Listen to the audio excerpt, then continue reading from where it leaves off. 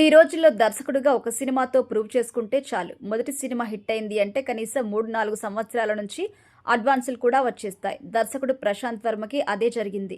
నాని ప్రొడ్యూసర్గా, ప్రశాంత్ వర్మ దర్శకుడుగా అనే సినిమాతో ఇండస్ట్రీకి ఎంట్రీ ఇచ్చారు.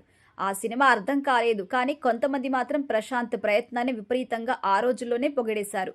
తర్వాత కల్కి, జాంబీరెడ్డి వంటి ఎన్నో సినిమాలు చేశారు. అయితే వాటన్నింటిని మించి తేజ సజ్జా నటించిన హనుమాన్ సినిమా మంచి పేరు తీసుకొచ్చింది. ఎవ్వరూ ఊహించని రేంజ్లో ఆ సినిమా ఆడింది. సంక్రాంతి కానుకగా ఈ సినిమా రిలీజ్ అయింది. అప్పట్లో మహేష్ బాబు, వెంకటేష్, నాగార్జున వంటి సీనియర్ హీరో సినిమాల నడుమ ఈ సినిమా వచ్చింది.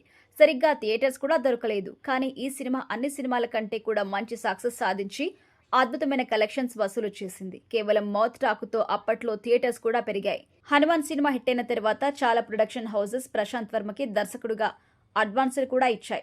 ఇక గత కొన్ని రోజులుగా ప్రశాంత్ వర్మ చాలా ప్రొడక్షన్ హౌసెస్ నుంచి అడ్వాన్సులు తీసుకుని సినిమాలు చేయట్లేదు అనే వార్తలు కూడా వినిపిస్తున్నాయి. ఏకంగా ప్రైమ్సో ఎంటర్టైన్మెంట్ సంస్థ వాళ్ళు ఫిలిం ఛాంబర్ని ఆశ్రయించారు. ఫిలిం ఛాంబర్ను ఆశ్రయిస్తూ వాళ్ళకి ఏం జరిగిందో లిఖితపూర్వకంగా రాసిచ్చారు. మరోవైపు ప్రశాంత్ వర్మ కూడా అసలు ఏం జరిగింది అని తన వైపు నుంచి క్లారిటీ ఇచ్చారు. ఇవన్నీ జరుగుతున్న టైంలో ఒక న్యూస్ సోషల్ మీడియాలో వైరల్ అయింది. హోంబలే ప్రొడక్షన్ హౌస్ లో ప్రశాంత్ వర్మ చేయవలసిన సినిమా ఆగిపోయినట్టుగా తెలుస్తోంది. ప్రభాస్ ఈ సినిమా నుంచి బయటకొచ్చేశారట. దీనికి కారణం ప్రశాంత్ వర్మపై వస్తున్న ఈ ఫైనాన్షియల్ ఎలిగేషన్స్ అంటూ తెలుస్తోంది. ప్రభాస్ ప్రాజెక్టు నుంచి బయటకొచ్చినట్టు ఇప్పటి వరకు అధికారికంగా ప్రకటన రాలేదు. కేవలం ఇవన్నీ ఊహాగానాలు మాత్రమే. ఒకవేళ ఇదే నిజమైతే ప్రశాంత్ నెక్స్ట్ మూవీ ఏమై ఉంటుంది?